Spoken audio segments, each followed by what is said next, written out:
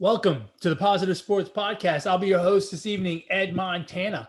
Alongside me today in the virtual world, as usual, because he's too lazy to come over here, but he's sporting a nice hat today. My brother Alex. Alex, how you doing? Hold You, on. I'm rubbing my head for good luck. you look like Mr. Clean. Without the muscles and the earring. Oh, yeah, that's true. Only in terms of hair. Okay. How's it What's up, my going? brother? How's it going? It's going great, man. Celebrating the 4th of July weekend. Enjoying the day off today, although I must admit I did do some work. But other than that, enjoying a day off. How about you? Oh man, it was good. It was good. In case you guys don't follow our Twitter page at Positive Sports 6, make sure you go check it out. Put up a little tweet, little throwback episode. I think that was from like 2 years ago. We did a 4th of July. We woke up early. It was like 8 in the morning. We recorded the podcast at like 8 in the morning, and it was a 4th of July. Really? And I don't remember this. And the highlight of that pod, that episode was since it was, Nathan's hot dog eating contest, which we all know is very popular in Coney Island and on the 4th of July. I kind of reenacted your wing eating contest. 12 wings in 6 minutes, atomic bomb, super hot, ghost peppery wings. I thought that was great. My enactment was great. Your accomplishment of the contest was great. Go check out that episode of the Positive Sports Podcast. That's right. An oldie but goodie. Hey, you got to be two something to do something, baby. Hey, somebody tweeted out, what athlete would you invite over for a barbecue? And I put on there, definitely not Joey Chestnut, because he would eat all the food. Yeah, you can't. Do you think he gets a lot of invites? Like, do you think he gets a lot of invites to like weddings and stuff like that? Probably not, right? I don't know. Maybe they order some food for him specifically and to the side, right? Aside from like the guest food. Did I tell you I met Joey Chestnut about 5 years ago? Did I tell you that? Greek festival? Yes, at the Greek festival. They had the World Gyro Eating Championships. Now, for those of you that don't know, a gyro is lamb meat with tomatoes, onions, tzatziki sauce, which is like a cross between ranch dressing and yogurt. Only it tastes good, in a pita. And a pita is like it's about the size of your hand. It's a thick tortilla is what it is, right? Yeah, exactly. This man ate 30 gyro sandwiches in 10 minutes. Now, damn. I'm telling you, if you eat 1 gyro, that's a good meal. Like that's the equivalent of eating a sandwich. You're a sandwich guy, right? That's the equivalent of eating a ham and cheese sandwich. To eat 30 of them in 10 minutes is insane. And I met him after the contest. And I'm sitting there, and he's just standing around. Like it's the Greek festival. So people kind of didn't really give a shit, right? So he's just standing there milling around, talking to people, the other eaters. There's some famous guys there, Matt Stoney, and who's ranked number 4, another guy. And they're just standing around talking, shooting the shit. And this guy, if you look at him in the shoulders and chest, he's not built, but I mean, he looks like a strong guy. And then you look at his stomach, and I'm not kidding, Alex. The guy he's the only fat guy with stomach muscles. Like, and now granted, he had just eaten 30 sandwiches, right? His stomach looks big, but it looks like muscular. And don't get me wrong, like I didn't ask him to pull up his shirt, but it's not like it was hanging over his belt. You know what I mean? Like it looked like it looked stout. And I was like, how the fuck does that happen? This guy just pounds calories like it's going out of style. And he was standing there drinking a beer, eating a fucking sandwich. And this was like an hour after the contest. Yeah, no, the guy is no joke. He's no joke. Well, congratulations against the Joey Chestnut, because that's like, that's the only winner of the Nathan's hot dog eating contest for the past, I don't know how many years.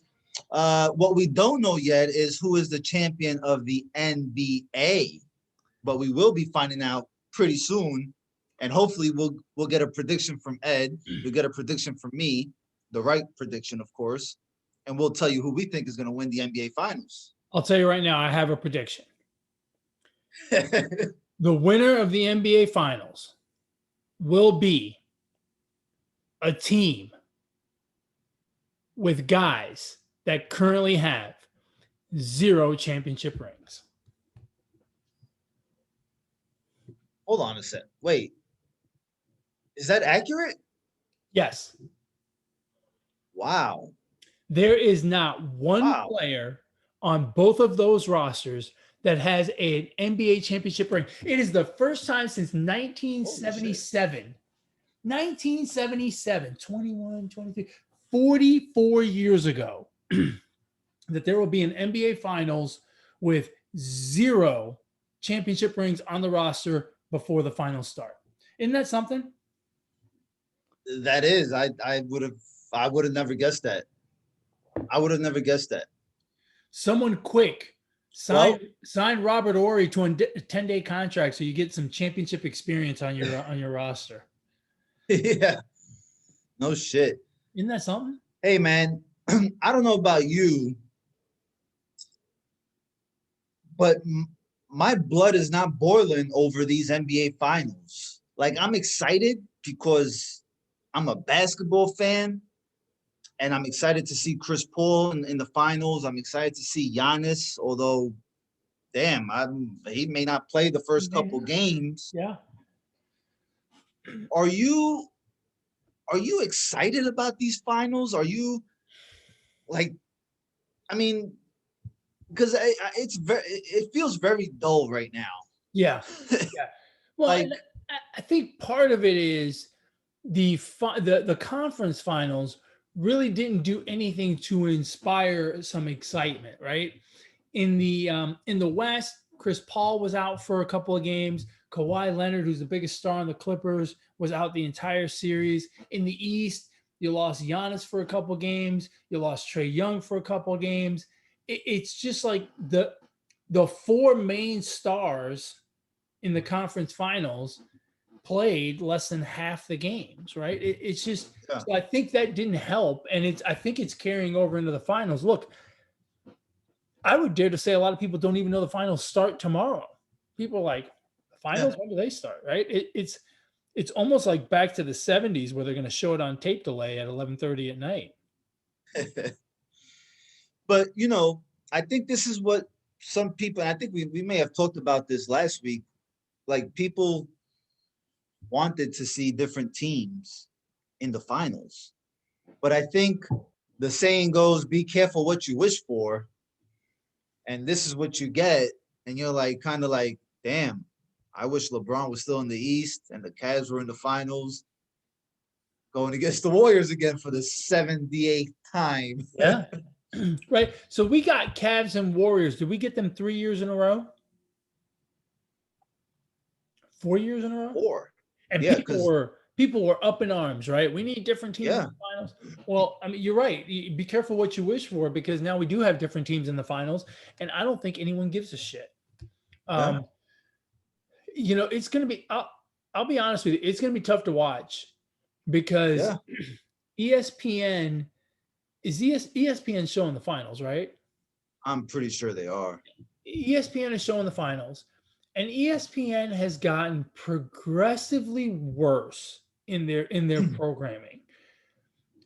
The baseball programs are unwatchable. Like, it's terrible. Unwatchable. Sunday Night Baseball, I watch with the mute button on because I can't listen to it. And the NBA is getting similar, and TNT is similar. It's just, and with there being no real storylines in this NBA Finals, it's going to be a Chris Paul, just love fest. By the end of the NBA Finals, people are going to think that Chris Paul hung the moon. I mean, because they are not going to stop about Chris Paul. And look, I don't Rightfully like, so. huh? And rightfully so. Rightfully, really? Because Chris Paul, look, I'm not a Chris Paul hater. I'm not a Chris Paul lover. I personally don't care about Chris Paul. But if I step back and think about it, Chris Paul, by most accounts in the NBA, is a dirty basketball player. And that's all going to get swept away because, we got to just shower him with love with his first NBA finals at the tender age of 46. I wouldn't say he's a dirty player. I think he knows how to manipulate the rules a little bit. That's what makes him a dirty player. Look, unless you're No, playing, because he plays within the rules. I think a dirty player doesn't play really within the rules. You know what I mean? Like Ron Artest was a dirty player. You know what I look, mean? when you I don't manipulate view the Chris rules, Paul like that. unless you play soccer, in which case everyone manipulates the rules, you're a dirty player. I don't know about that. Look, I'm excited to see Chris Paul in the finals. I think he's long overdue. I think winning the finals for him really puts him it puts him up there. Like you got to put him up there, man. Like Do I? I love Jason Kidd. I'd put him pretty damn like even with Jason Kidd. Absolutely. Look, but don't you think that there's going to be a certain amount of meh about Chris Paul making it to the finals? Look, he beat the Clippers without Kawhi Leonard. He beat the Nuggets without Jamal Murray. Jamal Murray. Who'd they beat in the first round? The Lakers without LeBron James and without Anthony Davis. LeBron James was there. Right. Barely. I mean, look, I'm always the one to say at the end of it all, 10, 20 years from now, no one's going to remember that he went through the West with a bunch of, against a bunch of teams that had their best player injured. But the fact of the matter is, I just, I don't know. Maybe it's just me. Still. On the other hand, we can say the same thing about Giannis. He beat the injured Nets. Yeah. Who else did they play? Huh? There was at least one of them there. Yeah. Look, I find it interesting that Drew Holiday said Giannis is the heart of the. I'm sorry, Middleton is the heart of the team, and Giannis is the soul of the team. I found that really interesting. That's an interesting. So translated into Alex speak, what did you take that to mean? Man, Giannis might be a little softy. I don't know. But he's got soul. He's got soul. You know what I took from that?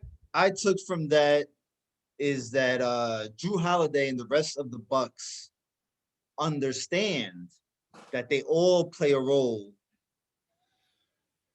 in the game of basketball, in the playoffs, and it's not just about Giannis. If you watch some of the games of the Bucks games, when Giannis went out, the ball movement was so much better coming from the Bucks.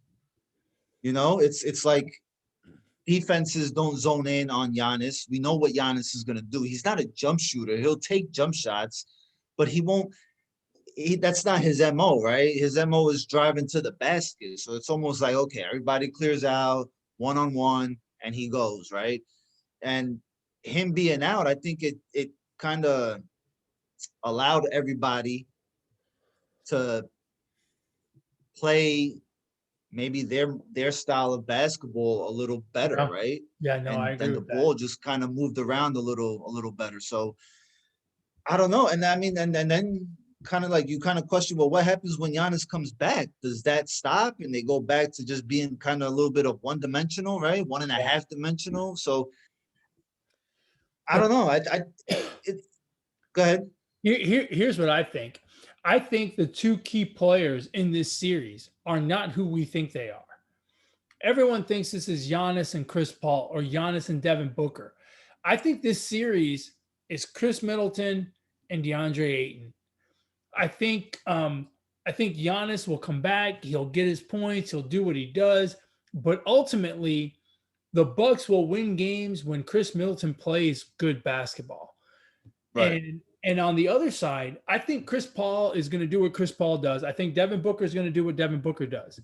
But I think the games the Suns are going to win are the games where DeAndre Ayton really steps up and controls the middle, which makes Brooks Lopez very important as well because he's going to have to defend him. He's going to have to stay out of foul trouble and neutralize DeAndre Ayton because if DeAndre Ayton has a game where he goes off, he really opens things up for Booker and Paul. So I think, much like in baseball in the World Series, the hero and the GOAT is never the star that you think it's going to be.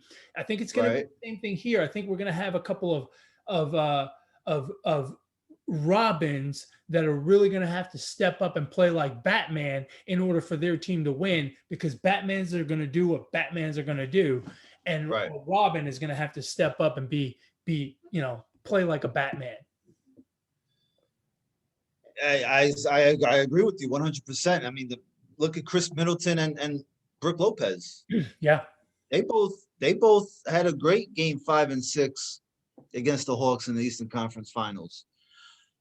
I wonder if the coaches will try to coach a little different or try to draw up plays a little different. Like, why not maybe allow the other guys to kind of go off in the first and second quarters, see if they can get into a rhythm. Because if they can get into a rhythm, if everybody but let's take the Bucks, right?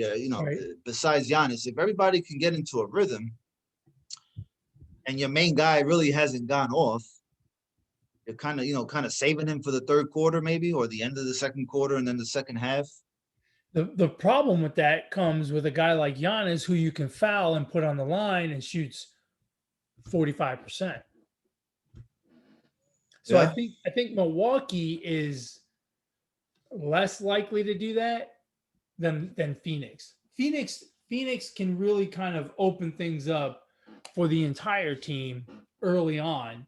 And I think, again, when you've got – if Ayton can win the battle with Brooks Lopez, then it opens up a lot of inside-outside stuff that, we've seen that over and over again. Inside-outside works great because it opens up it ends up opening both sides. Yeah. Just one man. I don't know, man.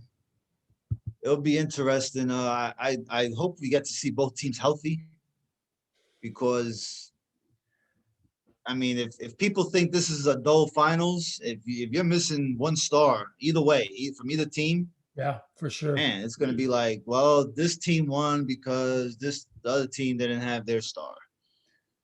So, I do wonder a little bit. We touched on this earlier, but I wonder if Phoenix wins if they don't get a little bit of the Toronto treatment, right? Like we say, oh, Toronto won because KD and Klay Thompson got hurt, right? I wonder if the same thing kind of doesn't happen to the Suns if they end up winning with Giannis hurt and knowing that they had, I'm not going to say an easy path through the West, but a path where they avoided some of the bigger stars in the West, right? Like Anthony Davis and Jamal Murray and Kawhi Leonard. It's unfortunate because I think oftentimes to win a championship, you have to be good for sure, but you also have to be lucky, right? You have to avoid injuries on your team, and sometimes you have to, you get lucky by someone else being hurt. And I know that sounds kind of bad, but we do sometimes. There is an element of luck that allows you to get to a championship. It's not. Oh yeah, not just skill, and there is a certain amount of luck to get there because. Look, it's not an easy task, right? To play 72 games and then to play four series where you have to win another 16 games in order to crown yourself champion. It's not easy. Look, at the end of the day, the Bucks have been, one of the top 2 teams in the NBA the past 2-3 seasons. I mean, so they don't have a bunch of different players. I mean, their rosters, pretty much stayed consistent, I'd say. You got to come to play now. These guys are professionals, and they just got to come to play. Yeah, the more we talk about it, the more I think it will be an interesting series, so long as we don't have to hear about how wonderful it is that Chris Paul has finally made it to the NBA Finals, who's a 15-time All-Star, and he's good friends with LeBron James. And I wonder if LeBron James will go to any of the finals games. Nah, he's too busy coaching up his son Bronny, man. He don't miss those games. But he could go to one game and maybe he could tell Jeff Van Gundy what to say, and Marv Albert, go over there and give the PA announcer a few pointers here and there about what to say and what not to say. Don't you think? That does sound something like LeBron would do. So, can the guy make himself any more unlikable? Why are we talking about LeBron anyway? He's not even in the free. See, he's not even in the finals, and you brought him up. It's my fault. It is your fault. So let's get rid of LeBron. Okay. Who you got? Phoenix Suns, Milwaukee Bucks. Who's gonna win? How many games? Final score, leading scorer. Look, I think that the injury to Giannis has been a bit of a blessing in disguise, because it has shown that Chris Middleton really can step up his game and take over. And I think Brooks Lopez is good enough defensively to not shut down, but neutralize DeAndre Ayton, force the Suns to an outside game, which I think the Bucks can handle. And I think Chris Middleton, Giannis comes back in game 2, and I think they motor through Phoenix and eventually win the series in 6. You want the final score? The final score of the final game is going to be 108-98 Bucks. Write it down. Write it down. I don't want to hear no shit later that, you didn't make the right prediction. Write it down right now. Get you a little pen, get you a little piece of paper, and write down Bucks in 6, 108-98 in game 6. The Bucks win. It's all here. It's all up here. Well, fuck. I don't know who the hell's gonna win this. Huh? I said, well, fuck, that's never gonna last. I don't know who's gonna win this series. I'm kind of torn because I think the majority are leaning Suns, but I got a strange feeling that Giannis is gonna come back after 2 games. I don't think he plays for the first 2 games. I think he comes back. I think he ends up being the difference. I think he ends up showing why he's been a 2-time MVP. Yeah. You know what I mean? I agree. I'm kind of leaning Bucks for some reason.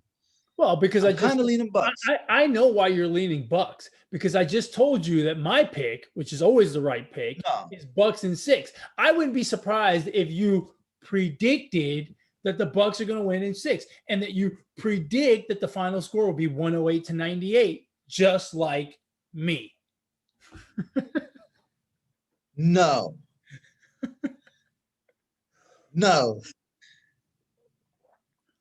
It'll be 98-108. And it'll be in the 6th game, not game. Yeah. That's right. I love it. Well, yeah, I don't know, man. I'm kind of leaning Bucks. It's not often that we're on the same side of these things. No, not really. We usually pick not really. Differently. Well. Yeah, I'm going with Bucks. I'll say Bucks in 7. Okay. 108-98. Bucks in 7. I don't know. Doesn't matter. 109-99. More than the Suns. At least 1 point more than Hey, one of the things that we have not been in agreement on is Ohtani, because you think he doesn't deserve to be MVP. But I never said that. Yeah, you did. You didn't say it, but you did it last week. I could feel it. In our conversation. But look, all-star rosters came out. My man made it as a DH, an outfielder, a pitcher. I think they want him to coach third base between innings. I mean, The guy can do it all. If that's not MVP, if that's not an MVP player, I don't know what is. Listen, between you and ESPN and every other media outlet, if I have to keep hearing about Ohtani, I'm gonna stop watching baseball for the rest of the season, okay? Enough Ohtani talk. Listen, since our last podcast, Ohtani has been on a tear still. He heard me. What can I say? I mean, What can I geez. say? I will say this. It's a little bit, you know me. I'm a big Ohtani fan, right? That's Right. very obvious. There's a few things on this podcast that are obvious. I hate the VAR. I love my parents. I'm a big Ohtani fan, right? Those things are Right. obvious. But isn't it a little disingenuous to say he made it in as a pitcher and a DH? Because like if a guy previously played, I don't know, DH and first base, right? He makes it as one or the other. It's not like they have one less roster spot now because Ohtani made it as two different positions. So I think it's a little disingenuous when they say he made it as a pitcher and a DH. Just my opinion. Does that make him a two-time All-Star? I'll tell you what. If I'm starting to craft my MVP, my Hall of Fame credentials, and I'm Ohtani, I call it two-time MVP. Yeah. Right? All-Star. Two-time, yeah, I'm sorry, two-time All-Star. Yeah. So you got to put that on your resume. I wonder if they're going to, you know how when they introduce the players at the All-Star game, he's going to be a starter, right? I would assume so. If he's a start, do they introduce him with the reserves as a pitcher, and then he goes back to the dugout and they introduce him as the DH with the starters? Oh yeah, he's got to run back to the dugout, get in place, and then come back out. I mean, if that's not an MVP, I don't know what is. I mean, he makes a better and better case every day. I'll tell you what, in the middle of the week, I was like no joke. I was watching Babe Ruth without really having ever watched Babe Ruth play. Like what he's doing is exactly that. Like whoever saw Babe Ruth play, this is what they were watching. Yeah. I mean, this guy's fucking hitting 500-foot bombs to straight center field. Dude, the one he hit day before yesterday to dead center. Yeah. Holy shit. Like I know that they pad those StatCast numbers. There's no way some of those, like they say a home run is like 420 feet and it barely clears the fence at 385. I'm like, really? Yeah. Yeah. Right. I feel like they're always padded, but the one he hit to dead center, that thing was every bit of 500. Yeah. I mean, he's raking, bro. I wonder. I'll be interested to know what if they even then had tape measures back then. What Babe Ruth's longest home run was. Look, the only thing Ohtani has to do to match Babe Ruth is start calling a shot. Yeah. If he starts calling it, look out. He's the Japanese Babe Ruth. Is he Japanese or Chinese? He's Japanese, right? I think he's knees. He's Asian. Asian. Hey, so now that he plays in America, can we claim him as Asian American? Fuck yeah, I would. I think he's Asian American. He's Asian American. As of today, 4th of July was yesterday. He hit a bomb too. Yeah. He's Asian. I mean, come on. He's Asian American. So let's see. So have you looked at the All-Star rosters? Is that what you're pulling up on your phone right now? No, actually, I was pulling up something else, but I have not looked at the All-Star rosters. I have not looked at them. No. So let me read them off to you real quick in the National League and give me your thoughts. Freddie Freeman of the Braves at first, Adam Frazier of the Pirates at second, Fernando Tatis of the Padres at short, Nolan Arenado at third, Buster Posey from the Giants as a catcher, Ronald Acuna, Nick Castellanos, and Jesse Winker 2/3 of the Cincinnati Reds outfield in the outfield. 2/3 in the outfield. Thirds. Any thoughts? I mean, nah, those guys are all deserving. I mean, I don't know. Was there a snub? I don't think there was. I don't think there was anybody snubbed. I don't feel like there was a snub, but you know what I do find very interesting about that? They're not big names. Well, you've got a guy, a starting second baseman from a team with the second worst record in the National League.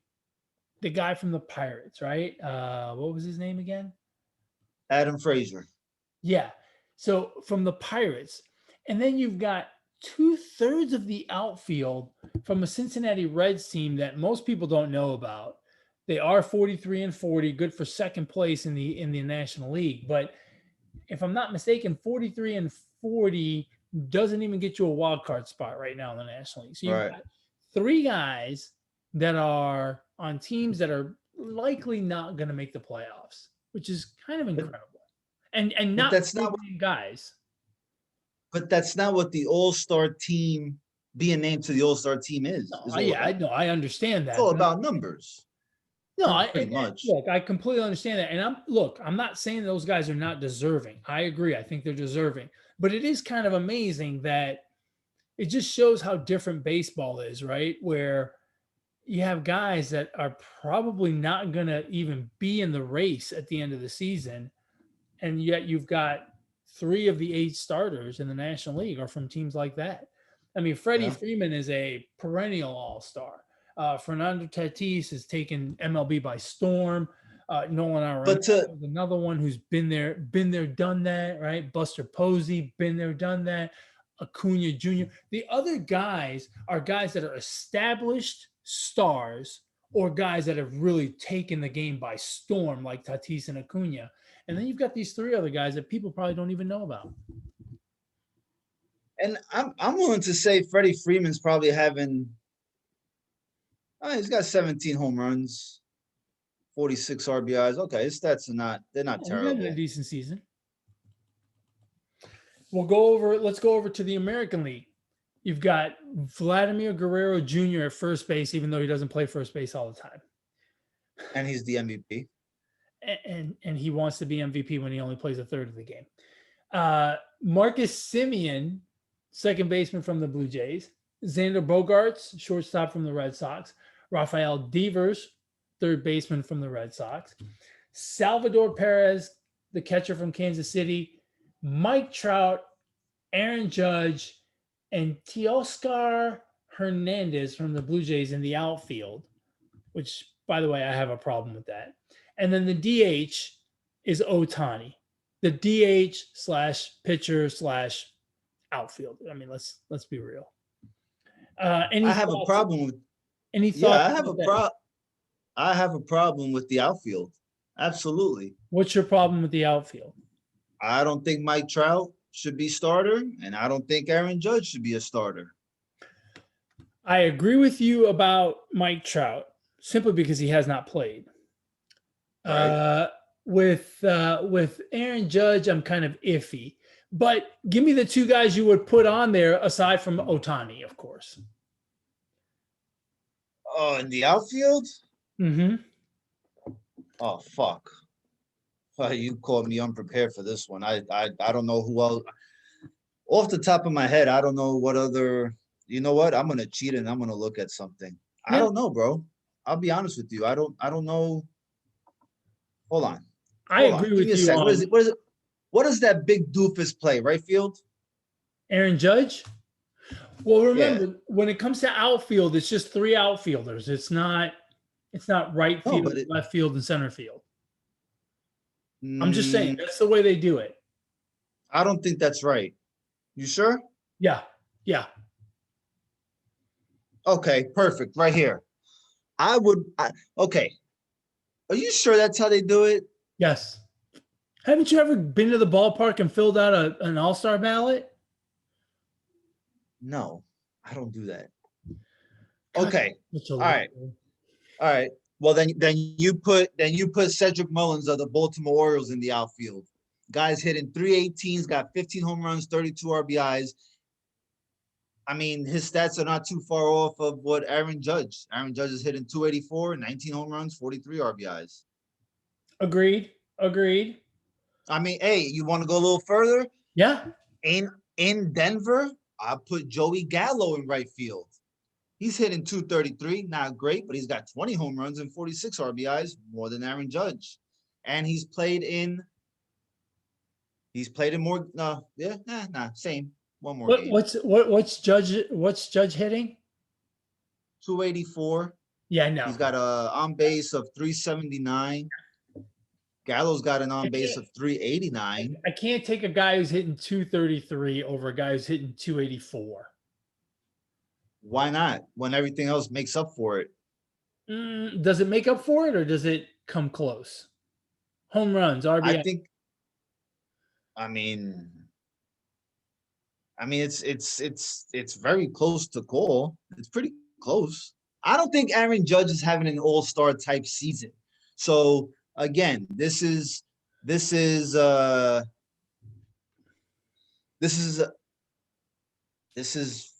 effects of fan voting. You get a whole coast that gets on the same page, and actually everybody's a Yankee fan. If you can go as all the way across America, and you got a lot of fraud Yankee fans, and they're gonna vote for this guy. And I just think that I don't think he's having an all-star type of season. No, I agree with you. I just don't think Joey Gallo's the answer to that. Well, let's see. That's what I think. If you go by fantasy, which a lot of people like to do. I mean, fuck, look at Adalis Garcia of Texas. The guy's batting 270, 20 home runs, 58 RBIs. I mean, what are we doing here? I'm sorry, Aaron Judge is not an all-star. Sorry, Yankee fans. I don't disagree with you. I understand you don't disagree, but I'm just giving you I'm giving the people that are watching this episode. I want to see who the other guys are that are out there. Who can we put out there instead? You know what I mean? Look, Mitch Haniger of the Seattle Mariners. The guy's batting 252, 18 home runs, 47 RBIs. Aaron Judge is not an all-star. I agree with you. And the Mike Trout one bothers me because is he even going to be eligible? Like, is he even going to be healthy enough to play? I don't think so. How many games has he played? And I love Mike Trout. Like 10? But I mean, in this case, I think you have to, if you're gonna go with the center fielder, you got to go with Cedric Mullins, man. I mean, the guy's now that's an all-star season. Batting 318, 15 home runs, 32 RBIs for a guy that not many have heard of, right? He's a rookie. I think he just got called up. Yeah, that's part of the problem, right? For him, unfortunately. He's not getting the love because he's the rookie. Yeah, come on, man. Mike Trout has played in 36 games, has 8 home runs. See, less than half the teams. I agree with you. That's where I have a problem. That's where I have a problem with the with the All-Star thing, right? I don't think Aaron Judge is an All-Star, and I don't think Mike Trout is really an all-star just because he hasn't 36. When you played less than half the games, you can't. I'm sorry, you can't be on the all-star team. You know what I mean? And look, not to beat a dead horse, but if we're looking at center fielders and we're looking at Mike Trout's numbers, Byron Buxton has played 27 games. Okay, 10 fewer, but has a 369 batting average, has 10 home runs, 19 RBIs. Like, he's got less. I mean, his numbers are pretty even to what Mike Trout did in 36 games. Yeah, no. Higher on base. I'm sorry, higher slugging. I mean, shit. So. Yeah, and it's unfortunately there's nothing you can really do about that. It's just kind of the way it works, right? With the fan voting, and It's a Right. sometimes it becomes a bit of a popularity contest, but I agree with you. It's really kind of unfortunate that guys like, you know, that other guys are not going to get a crack because you've got two spots, one taken up by a guy who's popular and playing, but the other one who's look, I love Mike Trout as much as anyone, but at 36 games, you can't put him on you can't make him an all-star starter. You can't even make him a backup for crying out loud, if you ask me. Yeah, I agree. So, anyway, I was trying to look at the home run derby participants are. Ohtani's there. Pete Alonso's in it. Trevor Story, because he's a local guy, is going to do it. Pete Alonso's is going to participate? Yeah. That sucks. He's going to win again. I hope he withdraws, actually. I mean, look, if a player of your favorite team is in the home run derby, you better hope they withdraw. Yeah, because you're thinking it's an automatic slump afterwards. Yeah. Yes, no doubt. It is. I don't care because I want to see my guy win, and I have faith that he's not going to go into a slump. I don't know, man. It's got injury written all over it. Just one man's opinion. What else in baseball? The standings really haven't changed much. Well, look, like I think the very obvious thing to talk about in baseball is MLB needs to consult with all of their pitchers to figure out how they can grip a baseball, because it's obvious that this sticky stuff check has affected a lot of guys. I mean, Garrett Cole has given up runs like it's little league ball. Apparently, instead of dinosaur arms, he's got dinosaur fingers. He can't grip a baseball. It's too difficult to grip a baseball without sticky stuff. Yeah. Well, his numbers are, there's a glaring difference pre-sticky tacky memo and post-sticky tacky memo. Yeah. Well, so I find it really funny, and I almost feel bad for the Yankees, because aside from not being a very good baseball team, in my opinion, you just paid this guy $324 million to throw a baseball with some sticky stuff, and now he can't fucking use it. And now he can't use the sticky stuff, so he basically has to shot put it to the plate. That's right. His fastball went from 95 to 35 because he can't grip it. He's like holding spin rates down a couple thousand spins. Yeah, he's basically throwing a palm ball every time. Yeah. Remember the old palm ball? I'm not that old, Ed. Well, I am 50 plus now. 50 in a week. So I do remember the palm ball. Yeah, he's still, to me, he is still the funniest example of this whole sticky mess. And the guiltiest. Oh, for sure. His reaction to the whole thing is just like he's got guilty written in red all across his forehead. I'll tell you what, though. I took notes, and I am going to use that response going forward. So when my wife asks me, did you make this mess in the kitchen? I'm just going to go, I don't even know how to answer that question.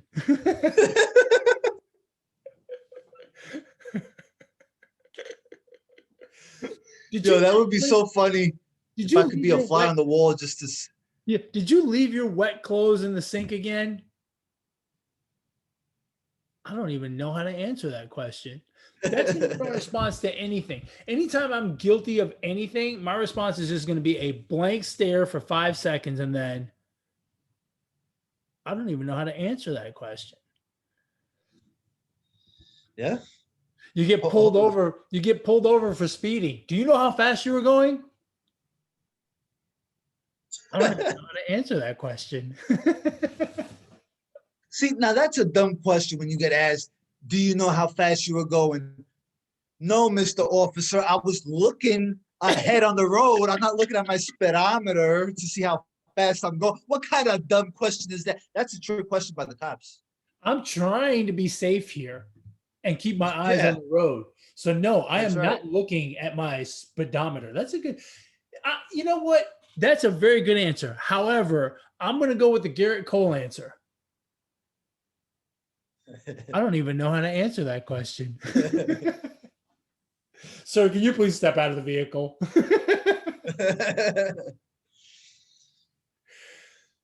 Terrible, terrible. Yeah, well, you know who should have used that answer to that question? You know who should have used that response to any question? What was that? Sha'Carri Richardson. Nah, she did right. She had the right answer. Fuck that. What was the right answer?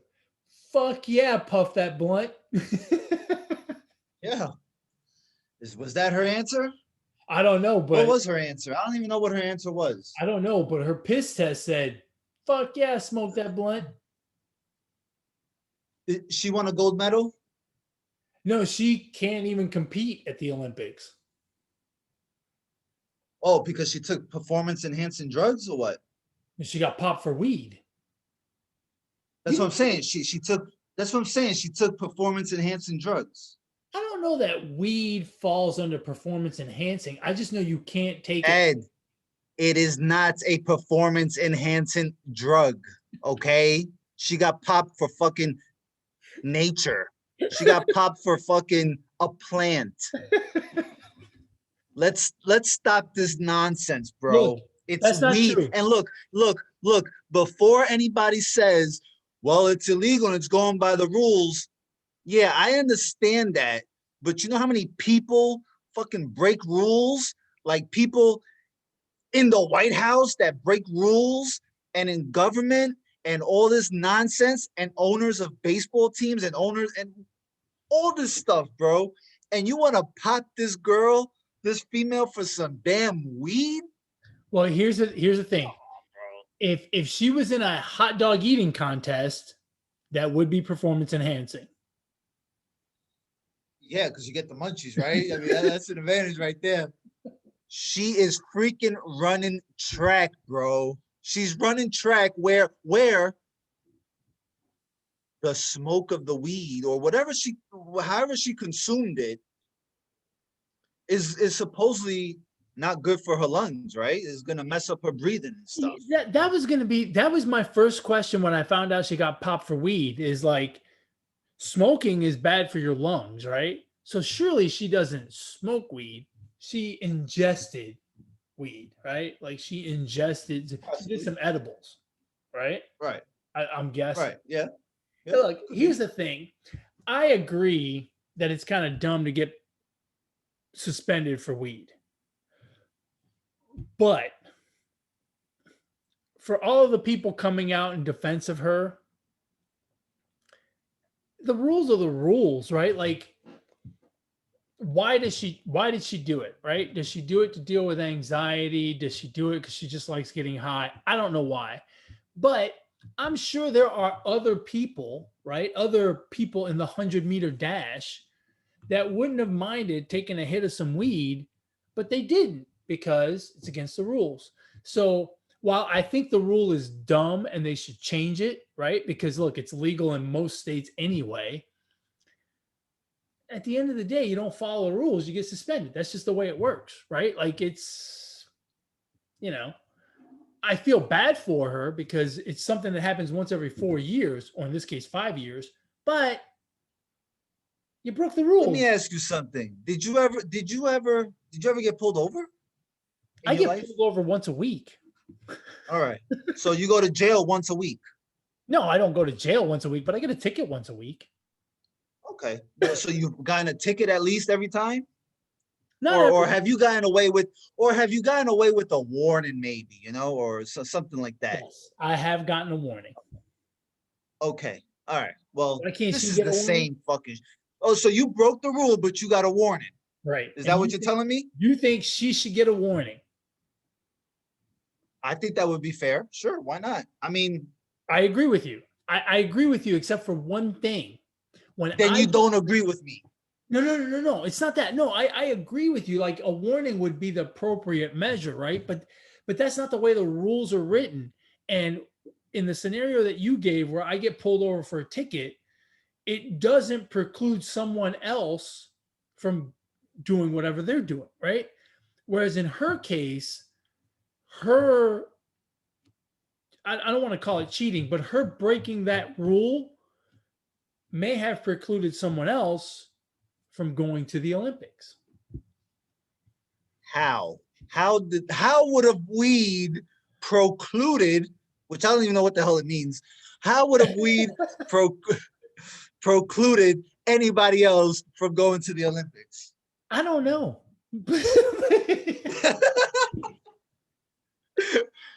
Ed, you just gave the wrong answer. Oh, wait, I'm sorry. Okay, so I how don't would have even know how to answer that question. look? I understand, rules get broken, and I do think that for the most part, they consequences need to need to happen. But I mean, if we're using our brains a little bit, weed number one doesn't hurt anybody. It may solve some problems, maybe as far as like anxiety and pain and all that stuff, right? But this is not a performance. Weed is not under the performance enhancing drug list. Yeah, and And I mean, you could have cut the girl some slack, bro. Seriously, like, I mean, I don't get to see those long ass nails and that all that fly makeup in the Olympics. I'm kind of upset about that, but I but do. seriously, Yeah. Look, I get it. And here's my problem: is they should change the rule.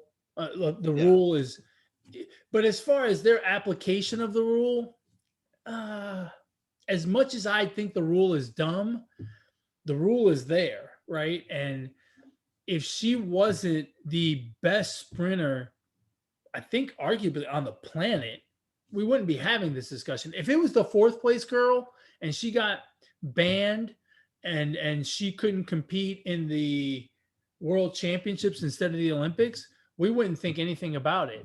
But it's because of who it is and when it is and all that stuff. And look, I think they should change the rule. I mean, you're getting to a point where isn't it a majority of the states in this country where weed is either legal or medically legal?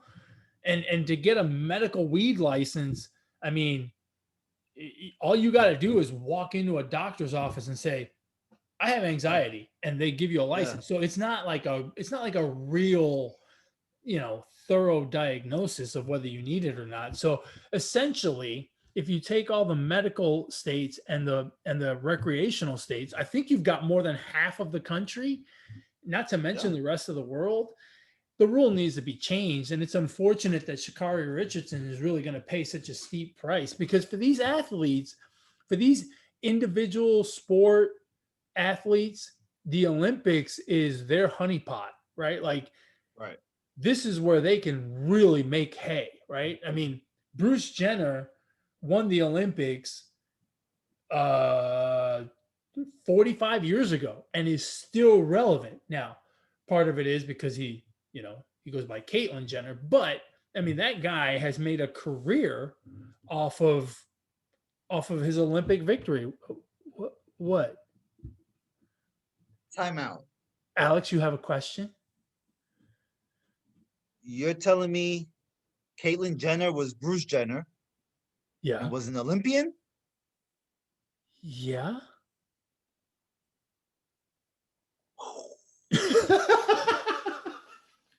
Are you serious? Alex did not know that. I swear to God, I didn't know that. You're Brooklyn kidding. Gaucho did not know that. What the hell? Are you serious? Yeah, bro. You didn't know that? You're fucking with me, right? I swear to you, bro. I did not know that.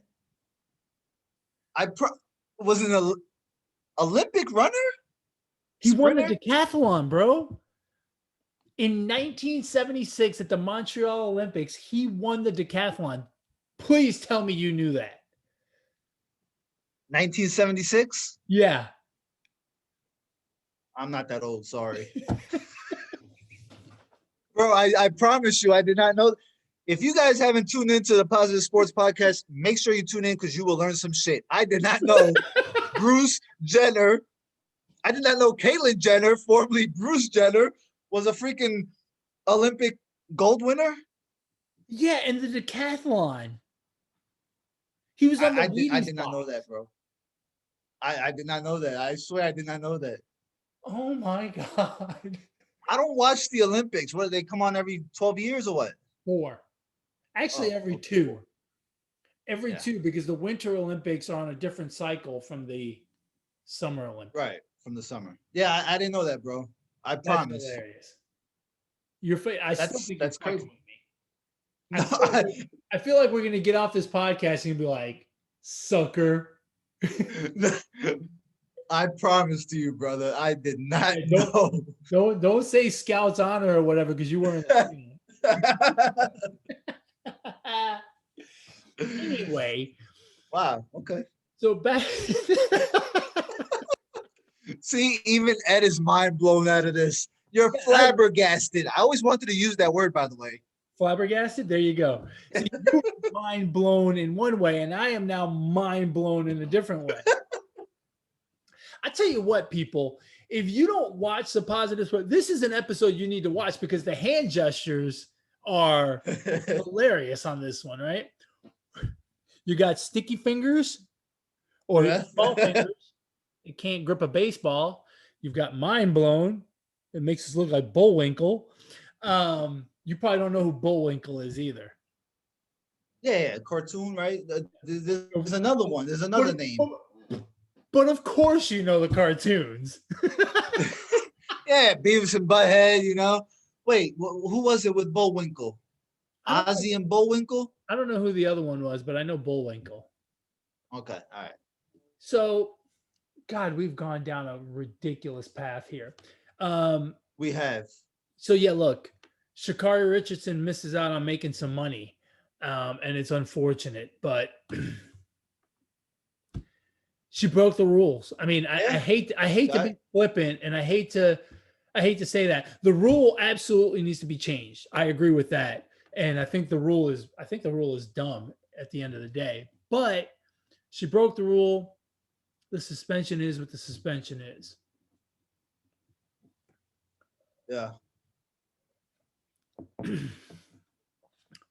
Oh man. Uh-huh. You ready to wrap it up? Yeah, because if I hear you not know who, President Reagan was, I think I'm going to lose my mind. Can't believe he was a president. Get the hell out of here. I failed 3rd grade, okay? I didn't get past 3rd grade, so. I know you're fucking with me there. There I am. All righty, folks. If you want to share your thoughts with us, tell us about other historical figures that Alex may not know about, you can reach the show via email, positivesports10@gmail.com, positivesports10@gmail.com. If you want to get a hold of Alex, how do they do that? On Twitter at Brooklyn Gaucho 1. And don't bash me for not knowing who the hell Kylie/Bruce Jenner was. What he, she? Caitlyn. Oh, Caitlyn Jenner. Kylie's a different one. That's a Kardashian, isn't it? Anyway, if you want to get a hold of me, you can do so on Twitter as well at eMontana21. And with that, we've come to the end of another wonderful episode of the Positive Sports Podcast. Catch us on YouTube, Podbean, Google Play, iTunes, Spotify, whatever podcast platform is your choice. Check us out, Positive Sports Podcast. As always, folks, ignore the negativity, be the positivity. Peace.